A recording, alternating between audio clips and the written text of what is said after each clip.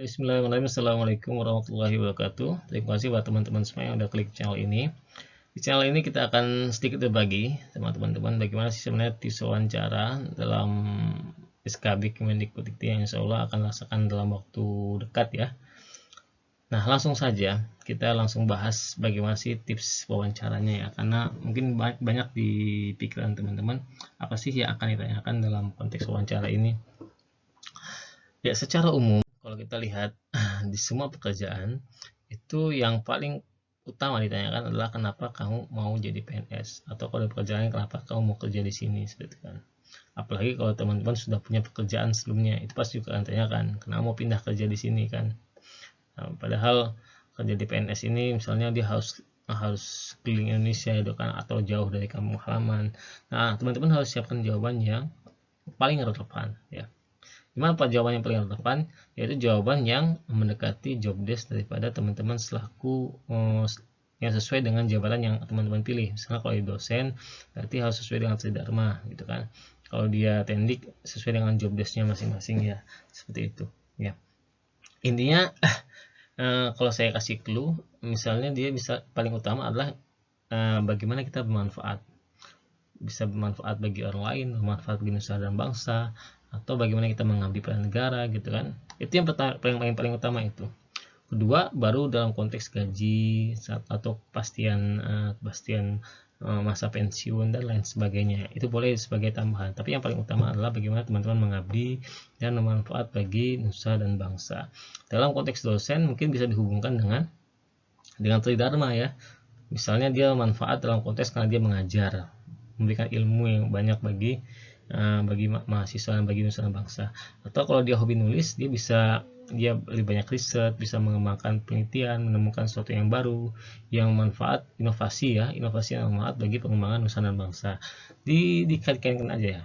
Yang ketiga mungkin ada pengabdian masyarakat ya dalam tridharma, itu mana bisa hubungkan, jadi bisa lebih banyak kontribusi dalam mengabdi bagi masyarakat.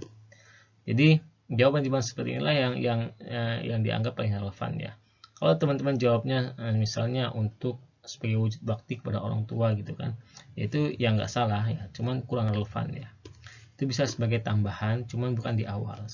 Atau gajinya lebih tinggi daripada pekerjaan saya sebelumnya ya. Ya bisa aja kalau kan bisa tembak tuh misalnya. Kalau tiba-tiba dapat pekerjaan lain di swasta yang lebih tinggi gajinya gimana gitu. Ya, jadi teman-teman harus bisa jangan membuka celah pertanyaan yang menjebak seperti itu ya. Ini kalau bisa jawaban yang benar-benar bisa saklek gitu. Jadi pewawancara itu tidak bisa mencari celah untuk mencari kelemahan dari jawaban teman-teman seperti itu. Oke, itu yang pertama ya. Yang kedua, biasanya kalau teman-teman udah berkeluarga ataupun belum berkeluarga, itu biasanya ada pertanyaan sendiri ya. Apalagi kalau teman-teman ngelamarnya di daerah yang di luar kampung halamannya seperti itu ya. Pasti ada pertanyaan bagaimana nanti kalau jika menikah gitu. Kalau utamanya yang perempuan ya biasanya akan tanya seperti itu ya. Kalau laki-laki nggak terlalu ya, biasanya ke perempuan ya bagaimana seperti ya. Misalnya kalau teman-teman udah menikah, mungkin jawaban yang paling aman ya, karena belum menikah ya lebih aman gitu kan, lebih aman dia bisa mencari jodoh di tempat kerjanya nanti seperti itu bisa dikaitkan ke sana ya. Jadi tidak mengganggu pekerjaan gitu kan, pencarian jodoh itu tidak akan mengganggu pekerjaannya sebagai PNS seperti itu. Atau bagaimana kalau udah berkeluarga, misalnya kalau teman-teman punya suami, punya istri kan yang udah bekerja di tempat lain, itu bagaimana? Atau harus disiapkan jawabannya. Ini mirip kayak TKP ya sebenarnya kalau di SKD ya. Bagaimana? Intinya teman-teman harus mementingkan pekerjaan kalian dulu di sini. Bagaimana kalau misalnya dia pindah, kalau dia seorangnya swasta atau dia ngalah dulu, ada istri yang ngalah ikut suaminya, bisa seperti itu lebih baik ya. Jadi kalau dia suaminya yang jadi PNS, istrinya yang ngalah ikut suaminya ke sana. Atau kalau istrinya udah PNS duluan, mungkin nanti bisa diajukan untuk pindah tugas segala macam ya. Yang penting jawaban-jawaban yang kira-kira tidak mengganggu pekerjaan kalian nantinya seperti itu. Nah, ada juga mungkin pertanyaan yang kira-kira seperti keluarga, bagaimana jika orang tua sakit segala macam. Ya berikan jawabannya sesuai ya sesuai dengan tupoksi. Misalnya kita bisa ambil program cuti, bisa izin dengan atasan segala macam. Ingatlah dulu DKP juga ada sekitar pertanyaan seperti ini ya. Ya kita sesuaikan aja. Yang penting jangan sampai faktor keluarga ini mengganggu pekerjaan kita sebagai PNS gitu ya. dan usahakan dijawab sewajarnya ya. Dan tetap mendukung pekerjaan dan tanggung jawab sebagai aparatur sipil negara, seperti itu. Selanjutnya, nah ini paling penting. Kenapa memilih kampus ini? Kan banyak kampus di muka bumi ini ya, di muka bumi Indonesia maksudnya, seperti itu ya. Nah, teman-teman, jawabannya jangan kayak apa ya? Jangan kayak mahasiswa ya, maksudnya itu karena saya tinggal dekat sini gitu kan, atau karena ada keluarga di sini gitu kan. Tapi jawabnya itu harus sesuai data gitu ya. Jawabnya sesuai dengan data. Jadi misalnya gini, jadi teman-teman minimal harus riset dulu apa sih keunggulan dan kelemahan dari kampus yang kalian lamar, seperti itu. Misalnya kalian lamar di daerah Maluku, daerah Sumatera, daerah mana tuh, daerah Kalimantan, daerah Jawa. Kalian pelajari itu visi misinya, keunggulannya apa. Jadi next programnya apa ke depannya. Nah, kita kaitkan itu jawaban kita dengan itu ya. Kalau misalnya ada kelemahan, nah itu yang akan kita tutupi. Misalnya, saya tahu di kampus ini dia punya keunggulan ABC, tapi dia mesti punya kelemahan X, Y, Z. Nah, tapi saya punya kemampuan untuk bisa menutupi kelemahan tersebut. Nah, itu bagus banget kalau teman-teman bisa jawab sampai ke sana. Ya, misalnya dia jurnalnya kurang aktif gitu kan. Nah, saya punya pengalaman di bidang pengolahan jurnal, nanti saya bisa bantu di sana, seperti itu ya. Intinya pelajari visi dan misi kampus tersebut. Lebih spesifik lebih bagus. Misalnya teman-teman melamar di prodi X gitu kan, prodi X, atau prodi kesehatan, atau prodi kedokteran, atau prodi teknik segala macam. Pelajari sampai ke visi misi prodinya. Itu malah lebih bagus ya. Itu akan membuat para pewawancara tuh merasa, wah ini keren banget nih calon apa nih? Calon ASN ini dia sudah sangat paham dengan tempat dia kerja gitu kan, bahkan sebelum dia bekerja. Jadi kita answernya jawabnya by data gitu kan, bukan by apa ya, by secara bukan jawabannya secara apa ya, emosional gitu ya, sisi lokasi, dekat kerja segala macam, itu kan yang berbau opsional gitu. Atau ada keluarga di situ, nah itu malah jadi bumerang ya, jawaban-jawabannya akan menjadi bumerang bagi kita sendiri. Oke. Selanjutnya soalnya bisa dipahami ya teman-teman ya. Next, nah ini biasanya gini, ada yang tanya adalah pengalaman baik di dalam ataupun di luar kampus. Mungkin teman-teman selama mahasiswa banyak pengalaman ya, ada yang pernah demo gitu kan, ada yang pernah jualan, ada pernah ikut klub sana sini gitu kan, ada pernah ke komunitas tertentu gitu kan. Jawablah jawaban yang relevan gitu kan. Kayak demo itu kan nggak relevan ya. Traveling, komunitas gitu kan, hobi segala macam itu kan bukan sesuatu yang relevan dengan job desk sebagai dosen gitu kan. Itu jangan arahkan jawaban kalian ke sana gitu kan. Justru itu akan menjadi peluang bagi pewawancara untuk mencari kelemahan kalian. Jadi jawablah dengan pengalaman yang apa ya, yang berkaitan dengan tridharma. Misalnya kalian pernah ikut kajian apa gitu kan, atau pernah nulis di jurnal apa gitu, atau pernah ngajar gitu kan di mana gitu kan, atau pernah ngabdi di magang, pengabdian masyarakat, atau jadi relawan gitu kan, ada bencana pernah jadi relawan. Itu sangat relevan ya, relevan dengan pengabdian masyarakat, relevan dengan pengajaran, relevan dengan penelitian. Jadi konteksnya adalah bagaimana pengalaman kalian baik dalam atau di luar kampus itu punya relevansi ya, punya hubungan dengan job desk yang akan kalian lakukan nanti saat diterima menjadi ASN gitu kan. Misalnya pernah mengajar di mana aja, publikasinya di mana aja, postingnya apa aja itu kan. Ya, seperti ini. Tapi intinya adalah walaupun kalian mungkin banyak ya pengalaman ya, saya yakin teman-teman calon dosen pasti banyak sekali pengalamannya, tetap humble dah. Tetap humble, kurios, tetap ingin belajar, bahasanya itu ya, tetap ingin belajar dan tetap butuh tempat untuk belajar. Makanya ini ya, jadi kalau orang apa ya, humble itu dia terkesan tidak pernah puas akan ilmu gitu kan. Jadi walaupun dia apa namanya itu sudah punya banyak pengalaman, tapi saat dia akan melamar menjadi ASN, kondisinya adalah sebagai pembelajar. Jadi di kampus ini, di kampus akan saya tuju nanti, insyaallah saya ingin berbagi pengalaman saya yang sudah saya dapatkan, sekaligus saya ingin belajar dari teman-teman yang mungkin yang lain di kampus itu punya pengalaman yang lebih baik pada saya, atau punya pengalaman yang berbeda dari saya. Seperti itu ya. Tetap di closing statementnya seperti itu ya, biar terkesannya tidak sombong ya, tetap humble. Oke, next. Selanjutnya, nah ini juga bagaimana penampilan dan cara bersikap dalam luar kampus ya. Ini isu yang sangat update ya sekarang ya. Apalagi sekarang ada isu terkait predator seksual di kampus ya. Teman-teman juga harus bagaimana menyikapi itu ya. Contohnya bagaimana sikap dosen laki-laki, misalnya kalau teman-teman laki-laki bagaimana sikapnya terhadap mahasiswi, sikapnya kalau teman-teman perempuan bagaimana sikapnya terhadap mahasiswa laki-laki. Itu harus bagaimana kita menjawab dengan cara yang wajar gitu kan, tidak berlebihan. Bagaimana kalau digoda gitu kan, pasti banyak gitu ya, banyak seperti itu. Nah itu bagaimana tanggapan kita terhadap hal-hal seperti itu, respon kita seperti itu. Usahakan kita jawabnya sewajarnya ya, tidak terlalu ketat, tidak terlalu longgar gitu kan, sewajarnya saja gitu kan ya. Misalnya kalau ada mahasiswi yang misalnya yang WA macam-macam gitu kan ya, kita jawabnya sewajarnya saja gitu kan, sewajarnya saja sebagai dalam kapasitas sebagai dosen, bukan kapasitas dalam konteks yang lain seperti itu ya. Intinya adalah bagaimana kita berkomunikasi, berhubungan, bergaul dengan sesama sivitas akademika, bukan hanya mahasiswa tapi juga sesama dosen dan dengan juga tendik, tenaga pendidikan yang ada di kampus. Bagaimana kita bekerja sama dengan mereka gitu kan ya. Soalnya udah ada sih di TKP, itu udah sebagian udah dibahas di sana ya, cuman ini kita bahaskan secara verbal aja gitu kan nggak ada pilihan berganda, itu masalahnya. Kalau di TKP kan ada pilihan berganda kan, cuman kalau di sini kita jawab secara verbal gitu. Yang selanjutnya juga ada bagaimana kita sikap kita di luar kampus. Nah, ini juga penting ya. Sewajarnya, sama juga sewajarnya, tidak terlalu meninggi, tidak terlalu merendah. Bagaimana ada kasus yang baru itu anak jenderal ya katanya. Nah, jangan sampai kita bawa-bawa nama ayah gitu ya, nama orang nama keluarga gitu kan.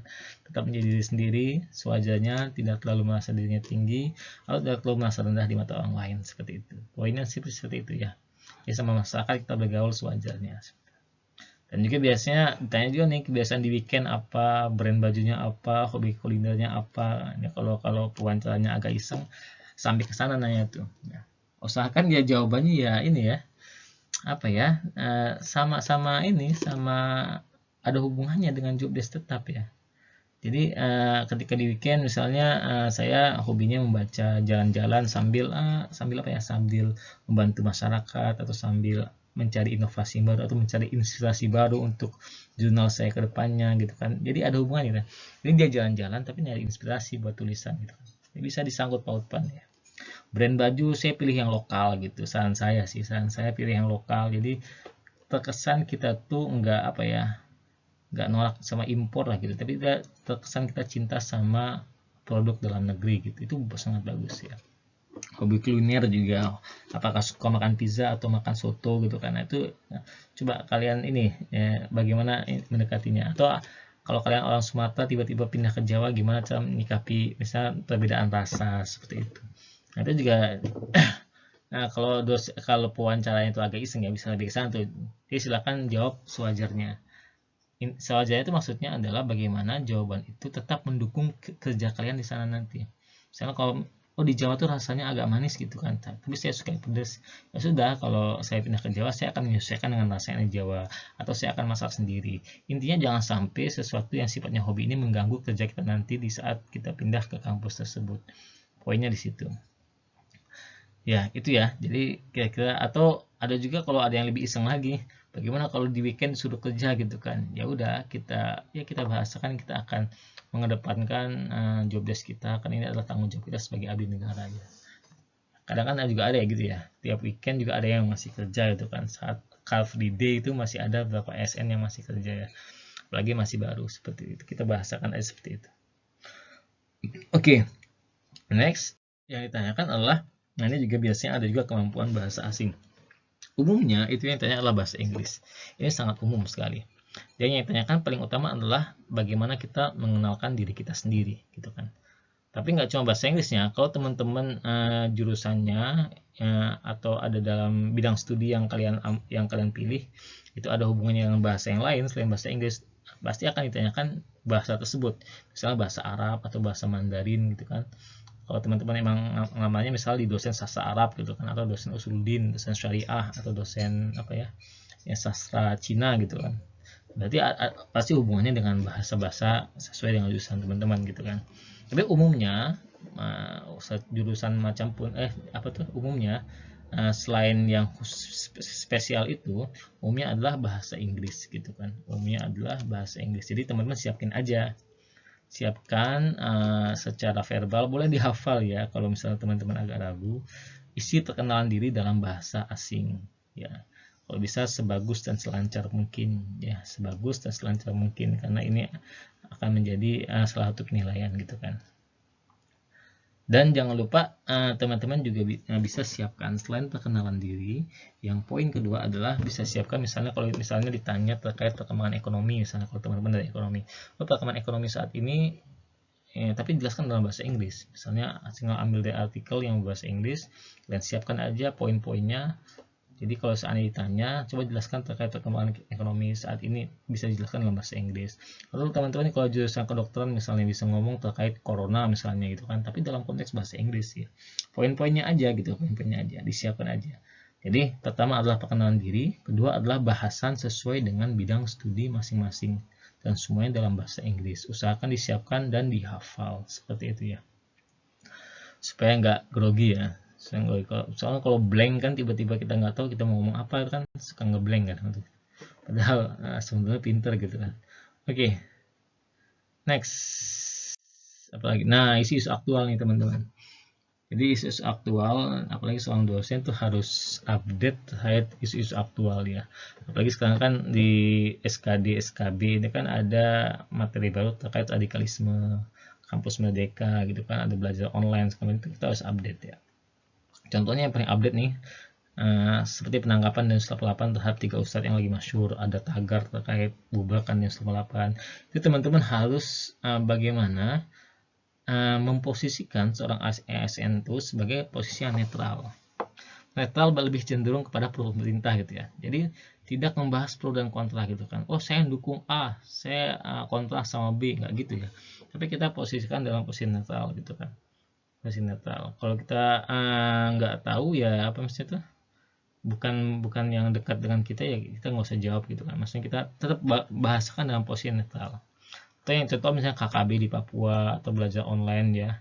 Terus juga ada sekarang isu update terkait Permendikbud yang nomor 30 tahun 2021 terkait kekerasan seksual. Itu bagaimana pendapat teman-teman ya.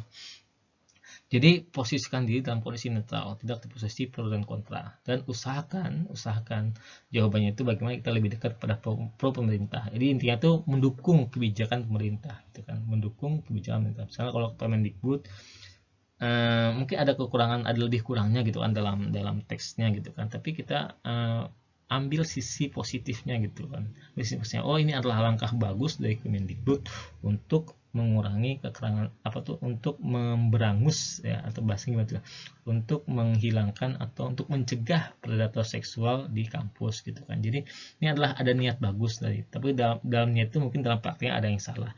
Cuman yang salah itu nggak usah kita sampaikan, tapi yang kita sampaikan hanya oh ini ada usaha bagus, ada niat yang bagus, ada itikat baik yang bagus dari pemerintah untuk bagaimana bisa menghilangkan radikalisme, bisa menghilangkan, mencegah predator seksual di kampus, atau untuk bisa melaksanakan untuk melindungi masyarakat Indonesia dari corona gitu kan. Jadi jawabannya sekitaran itu ya, sekitaran itu kan niatnya bagus ya pemerintah ya, walaupun dalam praktiknya mungkin ada kritik segala macam. Kritiknya nggak usah kita sampaikan ya, karena itu bukan forumnya. Saat diwawancara kita itu bukan forum untuk mengkritik pemerintah, tapi adalah forum bagaimana kita bisa mendukung mendukung niat baik pemerintah, seperti itu ya. Kalau ada masukan nanti kita sampaikan dalam forum yang lain. Jadi intinya itu ya. Jadi teman-teman dalam konteks ASN ini teman-teman harus netral dan lebih cenderung mendukung mendukung kebijakan-kebijakan dilakukan oleh pemerintah, seperti itu. Oke, saya kira itu cukup ya. Nanti kalau ada tips yang lain dia akan saya tambahkan di video selanjutnya. Terima kasih. Silakan kalau bermanfaat silakan diberikan video ini, dan jangan lupa tetap sinau ya bro. Terima kasih. Assalamualaikum warahmatullahi wabarakatuh.